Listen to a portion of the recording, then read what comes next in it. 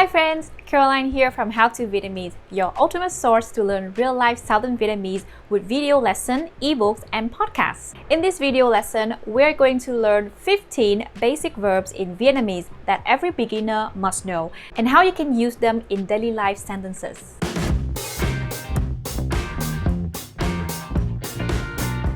For this video lesson, there are also a written version on my website at howtovietnamese.com and an audio practice on my podcast. All links are in the description box below. Now let's get started. Là, to be, là. The word là is equivalent to be verb in English, which also includes am, is, are, was, were. But unlike English, Vietnamese là is mostly used to introduce someone's identity or profession. For example, ảnh là giáo viên. Ảnh là giáo viên. He is a teacher, where giáo viên means teacher. Họ là người Mỹ. Họ là người Mỹ. They are Americans, where người Mỹ refers to American person or American people. Now, when you want to describe someone or something like she's beautiful or phở is tasty, you don't have to add the word là. For instance, she is beautiful would be cổ đẹp. Cổ đẹp. Phở is tasty. Phở ngon. Phở ngon. Ở meaning to be in a location or to stay. Ở. When you talk about being in a location such as I'm in Vietnam or I stay in Vietnam, you would say mình ở Việt Nam. Mình ở Việt Nam. I'm at home or I stay home would be mình ở nhà. Mình ở nhà. Có, to have. Có. You probably know that the word có also means yes, but as a verb, it means to have. For example, mình có hai anh chị em. Mình có hai anh chị em. I have two siblings, where anh chị em means sibling or brothers and sisters. Mình có hai anh chị em. Thích, to like. Thích. Ảnh không thích đồ ngọt. Ảnh không thích đồ ngọt. He doesn't like sweet stuff. Ngọt means sweet and đồ refers to stuff in general. Ảnh không thích, he doesn't like đồ ngọt, sweet stuff. Làm, to do, to make, or to work. Làm. The word làm has many meanings, but I'll show you the most common ones. The first meaning of làm is to do. Bạn đang làm gì?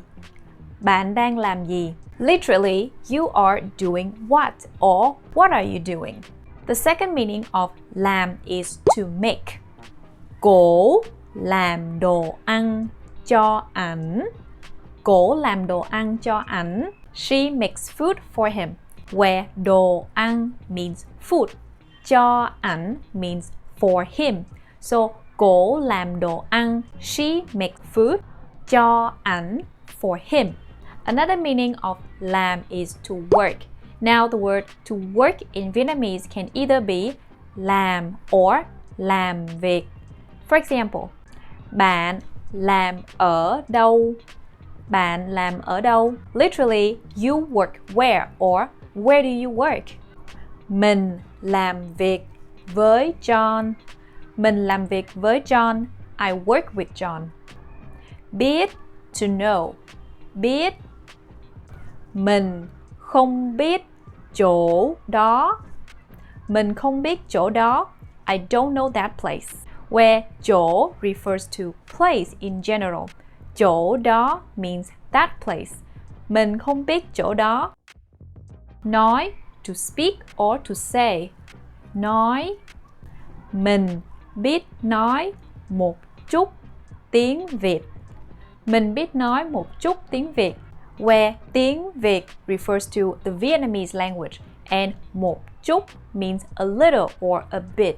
So, mình biết nói, I know how to speak một chút tiếng Việt, a little Vietnamese.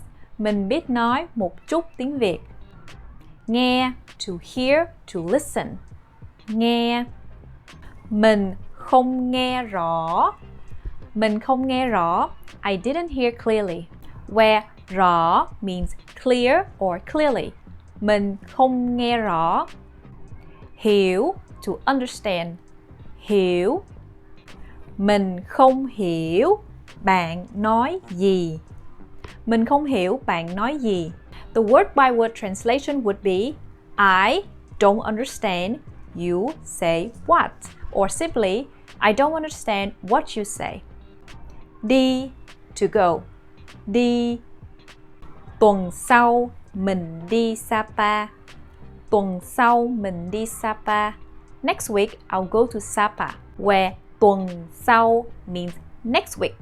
Tuần sau mình đi Sapa. Ăn, to eat. Ăn. Mình không ăn được cay. Mình không ăn được cay. I can't eat spicy things. The word được is used to talk about being able to do something. So, ăn được means can eat or able to eat. Không ăn được means cannot eat or not able to eat. And the word cay refers to something spicy. Mình không ăn được cay. I can't eat spicy things. Uống, to drink. Uống. Ảnh không thích uống rượu. Ảnh không thích uống rượu. He doesn't like drinking wine. Lấy, to take or to get. Lấy. Mình lấy cái này. Mình lấy cái này. I'll take this one or I'll get this one, where cái này means this one. So, lấy means to take. Then we have lấy cho, which translates to take for someone something or to get someone something. For example, lấy cho mình cái ghế. Lấy cho mình cái ghế. Get me a chair. Nghĩ, to think. Nghĩ. Mình nghĩ trời sắp mưa.